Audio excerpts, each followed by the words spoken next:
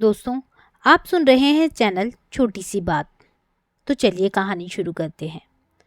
पूरे 2 दिन से रवि तेज बुखार में तड़प रहा था, पर घर के लोगों को फुर्सत ही नहीं थी कि उसकी देखभाल करे। यहाँ तक कि उसकी पत्नी एकता भी अपने कजिन की शादी में इस कदर बिजी थी कि रवि को पूरी तरह से नौकरों के सहारे छोड़ दिया था। रवि को बहुत जोरों से प्यास लगी थी, पर उसे किसी को भी पुकारने की इच्छा नहीं हुई। उसका मन दुख और निराशा से तार तार हो रहा था। उसने कभी सोचा भी नहीं था कि उसकी यह दुर्दशा होगी, पर अपनी इस हालत के लिए किसी दोष देता। घर जमाई बनकर इस घर में रहने का उसका खुद का फैसला था।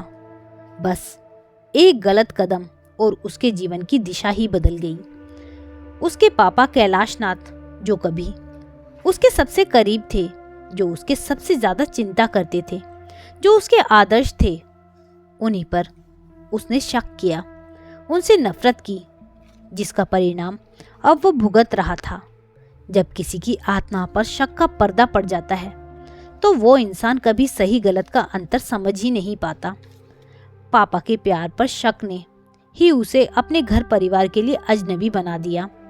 आज उसे अपनी माँ सरला देवी की भी बहुत याद आ रही थी, जो उसकी छोटी से छोटी खुशी के लिए भी अपनी बड़ी से बड़ी खुशी कुर्बान करने को हमेशा तैयार रहती।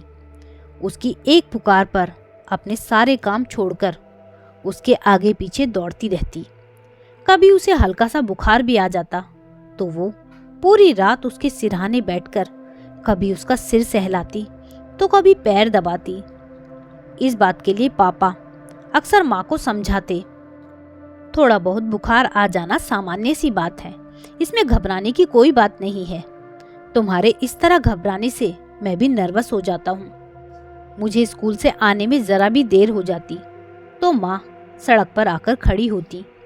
उनका सुबह से शाम तक का समय रवि के इर्द गिर्द उसके आराम का ख्याल रखने में ही गुजरता। उनका यह जुनून देखकर पापा अक्सर भुनभुनाते, तुम्हारा इतना ज्यादा लाड़ प्यार उसे जरूर बर्बाद कर देगा। पर माँ का अटल विश्वास था कि उनका बेटा एक दिन बहुत बड़ा आदमी बनेगा।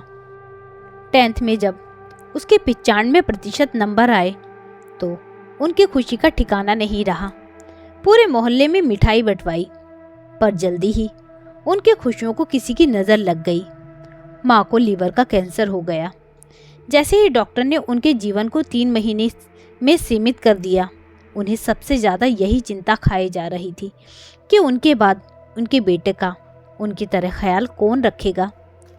एक बात उन्हें अच्छी तरह से समझ आ गई थी कि उनके जीवन में वक्त और हालात दोनों बदल गए थे, जो अब उनके वश में नहीं था।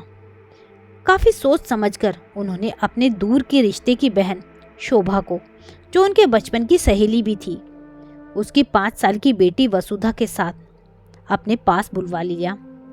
शोभा असमय ही विधवा हो गई थी और बेटी के साथ अपने लिए कोई आश्रय ढूंढ रही थी। हालात ऐसे थे कि दोनों को एक दूसरे की ज़रूरत थी, इसलिए दोनों के बीच एक अपनेपन से भरा रिश्ता कायम हो गया। सरला के ऐसे बुरे और मुश्किल समय में शोभा ने उसके पूरे घर परिवार को बहुत अच्छी तरह से संभाल लिया था। तो सरला ने भी वसुधा को एक अच्छे स्कूल में एडमिशन दिलाकर उसकी सारी जिम्मेदारी उठा ली। धीरे धीरे दोनों माँ बेटी उस परिवार का एक अभिन्न अंग बन गए। शोभा को रवि का पूरा ख्याल रखते और बेटी की तरह स्नेह करते देख सरला ने उससे वादा लिया कि उसके नहीं रहने पर वो उसके बेटे को छोड़कर कहीं नहीं जाएगी, ताकि वो निश्चिंत होकर इस दुनिया से विदा ले सके। शोभा से वादा लेने के महीना भर बाद ही वो काल के गाल में समा गई। सरला के नहीं रहने पर शोभा ने अपना वादा निभाया। रवि की देखभाल के साथ साथ उसको मानसिक सहारा भी दिया। उसे माँ की इच्छा पूरी कर बड़ा आदमी बनने के लिए हिम्मत देती रही। माँ के जाने के बाद रवि पूरी तरह से टूट गया था। माँ को भूलना उसके लिए आसान नहीं था। वो उसकी रूह की गहराई से जुड़ी हुई थी। फिर भी उसने अपना पूरा ध्यान और ताकत पढ़ाई में लगा दी, क्योंकि उसे अपनी माँ की इच्छा जो पूरी करनी थी उसकी मेहनत रंग लाई और उसका एडमिशन IIT कानपुर में हो गया। कानपुर जाकर वो पढ़ाई में ऐसा रम गया कि कम ही घर आता। घर आते ही उसे माँ की यादें बेचैन कर देती। उसकी समझ में नहीं आता विधाता ने उसकी माँ की जीवन यात्रा बीच में ही खत्म कर क्यों उसके साथ अन्याय किया। हालांकि गांव से दादी भी आ गई थी उसके पापा की देखभाल के लिए, पर माँ की मौत ने उसके पापा को भी मानसिक रूप से पूरी तरह तोड़कर बिखेर दिया था। फिर भी वो रवि की देखभाल और उसकी ज़रूरतों को पूरा करने के लिए पहले से ज़्यादा तत्पर रहते। एक शोभा मौसी ही थी जो कुल जमा 3 सदस्यों के बीच कड़ियाँ जोड़ती रहती। जब वो इंजीनियरिंग की फाइनल ईयर में था, उसे पटना में रहने वाले उसके एक दोस्त कुणाल ने खबर दी कि उसके पापा ने शोभा मौसी से शादी कर ली है। सुनते ही दुख, गुस्से और नफरत से उसका सर्वांग थरथरा उठा। इतनी बड़ी बात हो गई और पापा ने उसे बताना ज़रूरी नहीं समझा। वो तो उसके सबसे अपने थे, फिर उसे इतना पराया क्यों कर दिया गया कि उससे पूछना भी उन्होंने ज़रूरी नहीं समझा। उसके अंदर उथल पुथल सी मच गई थी। फिर भी उसने अपने पापा को फ़ोन नहीं किया। 2 दिन बाद उसे पापा का भेजा हुआ एक लिफाफा मिला। उसे समझते देर नहीं लगी कि फ़ोन पर बोलने की उनकी हिम्मत नहीं हुई, तो लिख कर भेजा है। उसने गुस्से में लिफाफे को बिना पढ़े ही उसके टुकड़े टुकड़े कर डस्टबिन में डाल दिया। रात भर अपनी माँ को याद कर रोता रहा। दूसरे दिन उसने मन ही मन फैसला लिया कि अब वो कभी लौटकर अपने घर पटना नहीं जाएगा। पापा ने उसे समझाने की बहुत कोशिश की, कानपुर तक आए, पर वो चुपचाप बैठा रहा। उसकी मुंह आंखों का दर्द पापा को भी अंदर तक आहत कर गया। पापा ने उसे बहुत समझाया कि इस शादी से तुम्हारे जीवन में कोई अंतर नहीं आएगा, सब कुछ पहले जैसा ही है। आज भी हम दोनों तुम्हारे उतने ही अपने हैं जितना कि इस शादी से पहले थे। पर वो नहीं माना तो नहीं माना। पापा की शादी करते ही उसे वो घर पराया लगने लगा। जिस शोभा मौसी में कभी उसे अपनी माँ के दर्शन होते थे, अब छलना मई सौतेली माँ नजर आने लगी। इस उम्र में पापा की शादी करना उसकी नज़र में एक बिल्कुल गलत काम था, जो लोगों की नज़रों में उसे शर्मसार कर रहा था। फाइनल ईयर का रिजल्ट आते ही उसे नौकरी मिल गई। अपने पिता को बिना बताए वो कानपुर से रांची आ गया। उसके इस रवैये से घर के सभी लोग परेशान थे। वो खुद भी काफ़ी अकेला और दुखी रहने लगा। इसी दौरान अपने साथ काम करने वाले विवेक से कुछ ज़्यादा ही जुड़ गया था। विवेक के घर उसे पनाह मिली। विवेक की माँ के लिए वो बहुत जल्दी अपने बेटे से भी ज़्यादा प्यारा हो गया। विवेक की माँ राधिका देवी ने झटपट इस बेशकीमती नगीने को अपनी बेटी एकता की अंगूठी में जड़ने में देर नहीं लगाई। पहले तो घर बैठे बिना किसी दान दहेज के मिले इस दामाद को उस घर में खूब मान सम्मान और प्यार मिला। एकता भी बहुत खुश रहती। ससुराल की बंदिशों से मुक्त यहाँ वहाँ घूमने फिरने की पूरी आज़ादी थी। रवि ने भी बड़ी खुशी से वहीं रहने का फैसला ले लिया, पर जल्द ही रवि को एहसास होने लगा कि घर में चाहे वो जितना भी खर्च करे, उसका मान सम्मान उस घर में बेटों सा नहीं था। साथ ही मायके में रहने के कारण पत्नी का बड़बोलापन भी बढ़ रहा था। रवि की देखभाल और ख्याल रखने के बदले उसे अपने बनाव श्रृंगार और शॉपिंग की धुन ही लगी रहती। दिनों दिन उसकी मौज मस्ती की सीमाएं बढ़ती जा रही थी। नए नए आधुनिक ढंग के कपड़े, गहने पर उसका ज्यादा ही ध्यान रहता। पति उसके लिए बस पैसा कमाने की एक मशीन मात्र था। सासू माँ, जो पहले उसकी माँ होने का दावा करती थी, अब उसे ही सुनाना शुरू कर दिया था। हमेशा घर में रहने वालों की रोज रोज तो आओ भगत हो नहीं सकती। रवि को आओ भगत की चिंता नहीं थी, उसे तो उसी प्यार की तलाश थी जो कभी उसके माँ पापा उससे करते थे। धीरे धीरे सबके दिल में उसके लिए प्यार घटता ही जा रहा था। अब तो हालत यह हो गई थी कि बीमार होने पर भी किसी के पास समय नहीं था कि उसकी देखभाल करे। रवि को लगने लगा कि अपने पैरों पर उसने खुद ही कुल्हाड़ी मारी है तभी अपनी पत्नी एकता की आवाज़ सुनकर उसकी तंद्रा भंग हुई। वह रामू से कह रही थी, साहब उठे तो उनसे पूछकर उन्हें दवा और खाना दोनों खिला देना। मैं तो अब कल ही आऊंगी। एकता के जाते ही वो उठ बैठा। घर में सिर्फ वो और रामू थे। अचानक ही उसे अपने पापा और शोभा मौसी की याद आने लगी। उनका प्यार याद कर उसका मन बेचैन हो उठा। उसने तुरंत उठकर कपड़े बदले और कुछ कपड़े बैग में डालकर ड्राइवर को गाड़ी निकालने के लिए बोला। अब और अपमान का दंश झेलना उसे गवारा नहीं था। रास्ते में ही उसने अपने ऑफिस फोन किया और ऑफिस से पूरे 1 महीने की छुट्टी लेकर उसी समय पटना के लिए रवाना हो गया। रात भर के सफर के बाद सुबह का उजाला फैलने के साथ ही वो पटना पहुंच गया।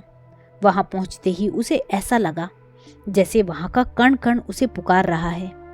इस धरती, आकाश और हवा में जाने कैसी सजीवता थी कि उसके सारे दुख, संताप और बीमारियां पटना की धरती पर पहुंचते ही जाने कहां गायब हो गई। जैसे ही कार आकर उसके अपने घर के गेट के सामने रुकी, अपना वो पुराना घर उसे किसी आत्मीय स्वजन से कम नहीं लगा। अनायास ही उसकी आंखें भर आई। गेट खोलकर अंदर आया तो सामने पथरीले आंगन में बैठी शोभा मौसी चावल साफ कर रही थी, पहले की तरह अपने काम में मगन। उन्हें पता ही नहीं चला कि कब उनके बगल में रवि आकर खड़ा हुआ। जैसे ही उसने झुककर मौसी के पैर छुए, वो चौंक गई। सिर उठाया तो सामने रवि को देखकर थोड़ी देर के लिए एकटक देखती ही रह गई। फिर उसे खींचकर अपने गले से लगा फूट फूट कर रो पड़ी। आहट सुनकर पापा भी बाहर आ गए। उसे देखकर उनकी आंखें भी छलक आई। उसे लिए हुए वो घर के अंदर आकर स्नेह से उसकी पीठ थपथपाते हुए उसके करीब बैठ गए। रवि को लगा अपने ऐसे होते हैं जिन्हें अपने मान अपमान से ज्यादा अपनों की चिंता होती है, जिन्हें अपना रिश्ता तोड़ने के बदले झुकना पसंद होता है। सालों बाद ढेर सारा प्यार, स्नेह और अपनापन पाकर वो सुकून से भर उठा। घर आकर उसे बेहद शांति का एहसास हुआ। जीवन में मिले अपमान, ठोकरें और बेगानेपन ने उसे अपनों का महत्व समझा दिया था। एक दिन जिस घर से उसे नफरत हो गई थी, आज वही घर उसे प्यार का सागर नजर आ रहा था। रात में खाना खाने के बाद मौसी ने उसका बिस्तर उसके पुराने कमरे में लगवा दिया। वो सारा काम खत्म कर उसके सिरहाने आकर बैठ गई। पहले की तरह ही उसका सिर सहलाते हुए बोली, मैं जानती हूँ मैं ही तुम्हारी अपराधी हूँ, पर तुम मेरा विश्वास करो, यह शादी हमें मजबूरी में करनी पड़ी।